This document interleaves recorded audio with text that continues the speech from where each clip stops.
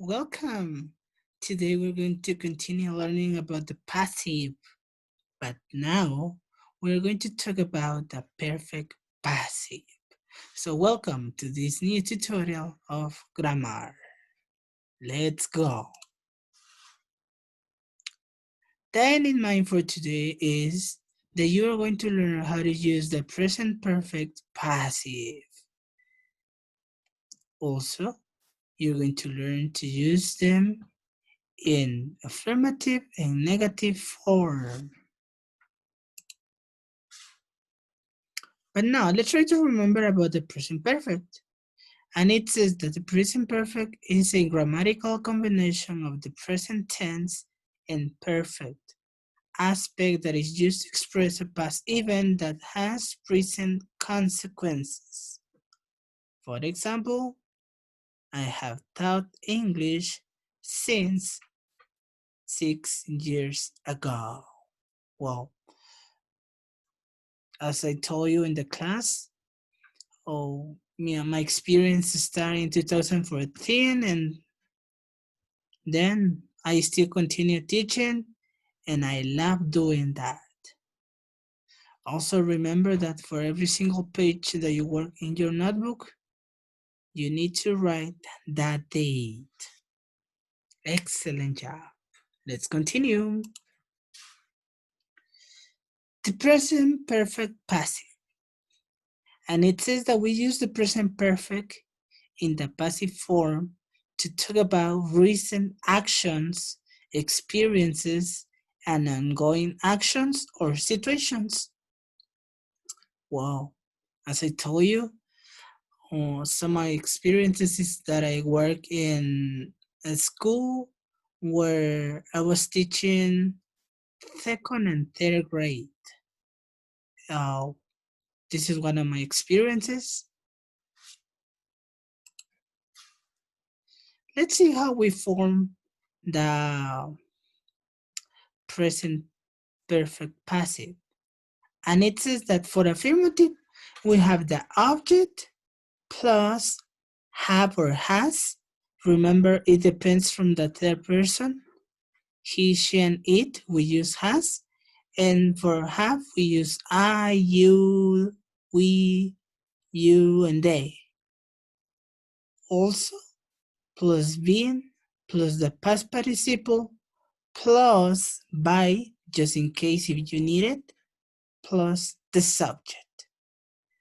And for the negative form, we use the object plus have or has plus not plus been plus the past participle plus by plus the subject.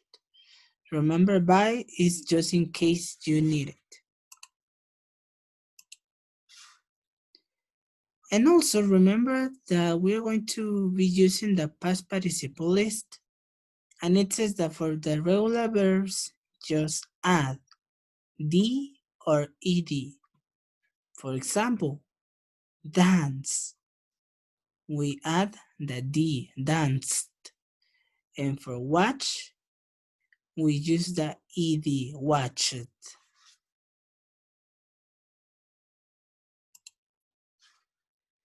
Now for the past participle list of the irregular verbs, we need to use the third column of our list.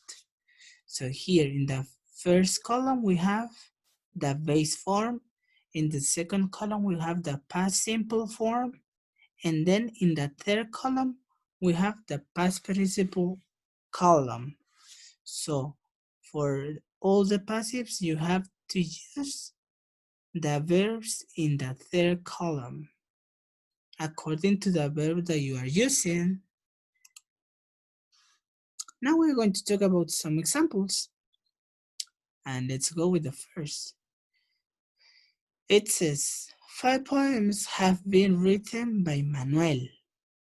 5 poems have been written by Manuel.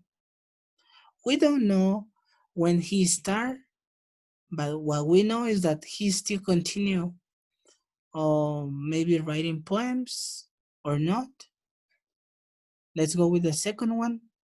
It says 5 poems have not been written by Manuel. Maybe it's another person who wrote the poems. We don't know. For the next one, we said, many books have been written by Thomas. This is the affirmative form. And for the negative form, we say, many books have not been written by Thomas.